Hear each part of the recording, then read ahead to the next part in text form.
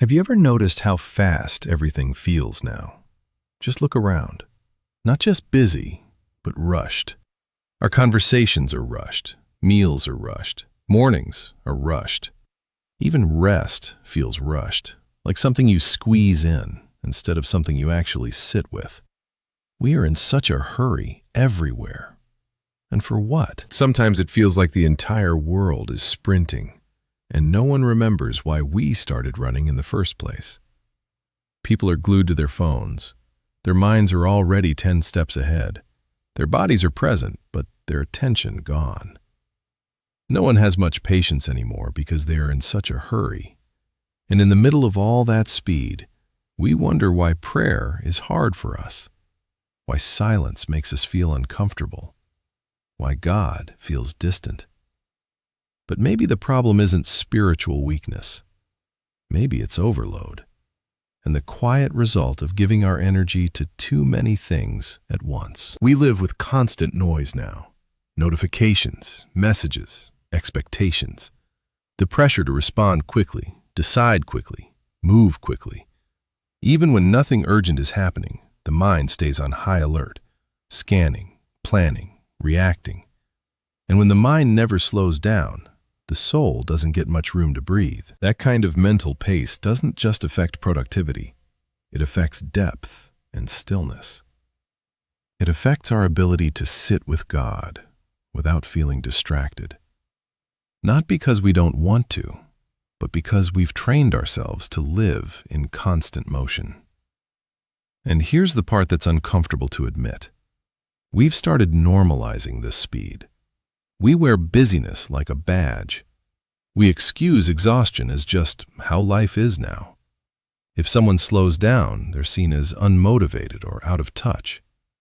So, we keep moving, even when our inner world is begging us to stop. You see this everywhere, even in church. We've turned everything into a schedule, a routine, a service to attend and then move on from. Sometimes it feels like we sit there waiting for the clock instead of waiting for God.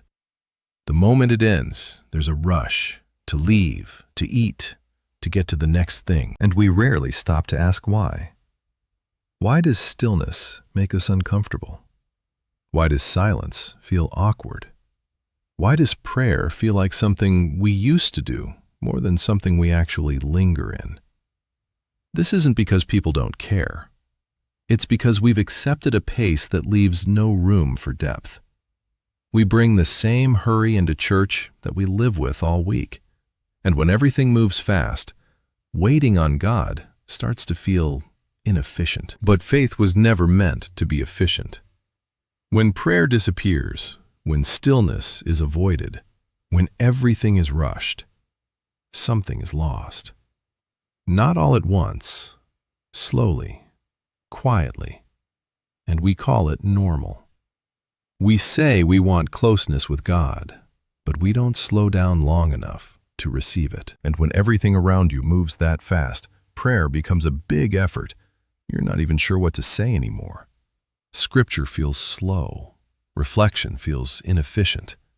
Sitting quietly with God feels important, but somehow impossible to make space for anymore.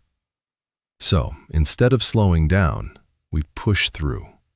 We tell ourselves we'll pray later, we'll reflect later, we'll reconnect when things calm down.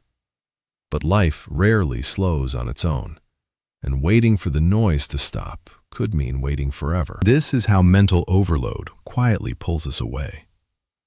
Mental overload doesn't pull us away by tempting us to leave. It does it by leaving no room to stay. And the longer this goes on, the harder it is to see what's actually happening. We start turning inward and blaming ourselves. Why can't I focus? Why does prayer feel flat? Why do I feel disconnected? We assume it's a spiritual failure, when in reality, it's what happens when stillness disappears from our lives. You weren't designed to live this fast.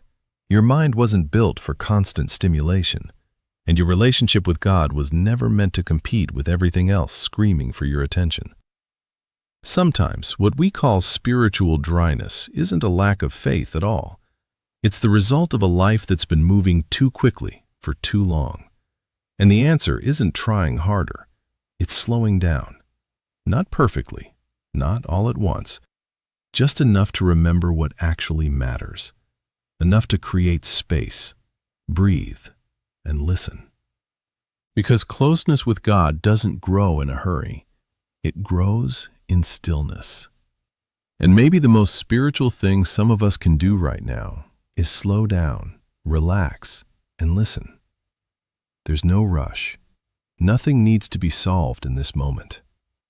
God isn't in a hurry.